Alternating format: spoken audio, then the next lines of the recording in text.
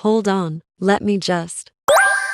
Much better. Hi guys, I've been thinking about changing my SONA a little bit.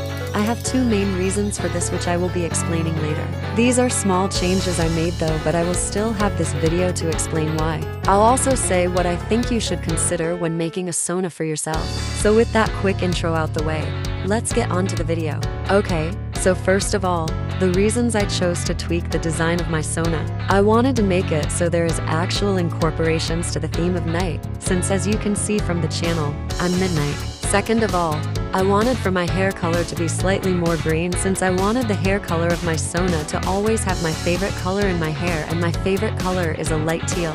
Yet I always drew the hair to look a lot more blue than I like since I like the more greeny teal more. My third reason goes back to my first, and it's with the outfits. I wanted to have outfits that incorporate moon, stars, and the overall idea of night. I'll give a heads up warning in that my next video may mention my old SONA design instead of my new SONA design.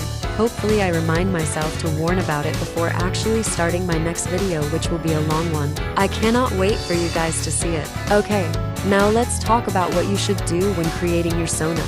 First of all, you can make it whatever you want. I quite literally is just what you want to present yourself as online, and it doesn't have to look like you in real life. I chose to make the hair color my favorite color and a color I actually like when put together, but just for me it also gives onto the theme of night, and the cool colors are often associated with night. Also in grayscale the outfits lean more to black, which again leans to night with the often dark and mysterious associations linking to it. The next thing you can consider when making your SONA is design choices and what you like in designs. In my SONA I have two overlapping tops as I liked it ever since 2021 or 2022 where I saw Kill You from Hunter x Hunter have it. So I like to have it in my design. I also love bows, mostly when you wear it at the back of your hair. So I add it into my design as well. Yet in my design there are some things I'm trying to draw more so often, such as skirts. In general, I like outfits that are more covered and less exposing. Both of these designs are both meant to be used for reference for stuff such as sprites. I do have sketches for the other outfit in my sprites, it's just that this one is easier to draw and also is what I say is most casual in which seems right. I don't try to create stuff out of the ordinary most of the time. Also, my next video will probably upload once I'm finished with my exams, which is pretty soon. I also made this sheet simple, just showing off the face and the two outfits I have for it. I do plan to add it up onto Artfight soon. I also did change my watermark to be a simple M. I was planning to make a Pride Month based video before this, but it didn't work out, so happy Pride Month everyone. I do plan to have something released for it though, it's just the amount of time I've had recently is crazy. Now I will start to go on about my rant for both Artfight and plans for the future. I'm really excited for Saturday since that is when the themes will be revealed for this year's Artfight. I want to make a video about all my attacks, but I am like extremely socially awkward and I do want to ask for permission with credits where it is due. Also, I am very grateful for 20 subscribers.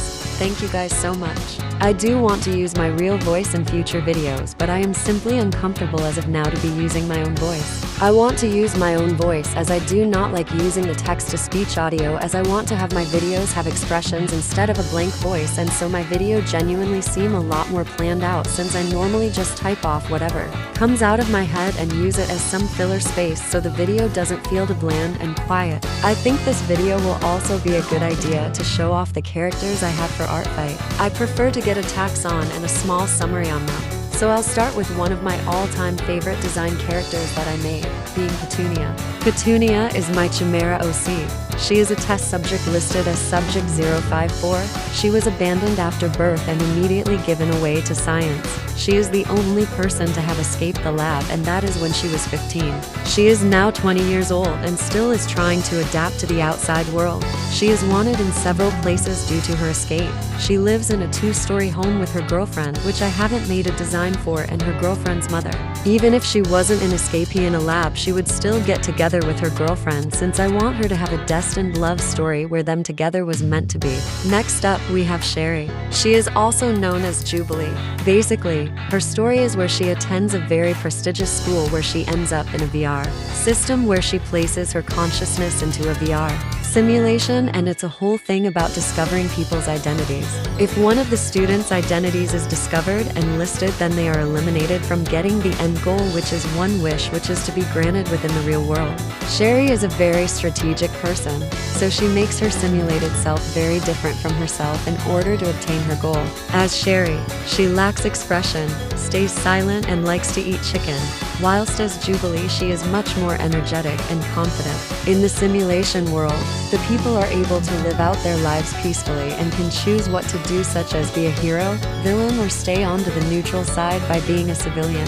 Jubilee is a hero in this simulation, fighting with a large hammer similar in style to the outfit she is wearing. Her hammer causes her to have explosive abilities to use alongside the hammer. I also just added her onto an art gem on Magma, which is honestly exciting for me. I like her a lot, maybe even more than Petunia.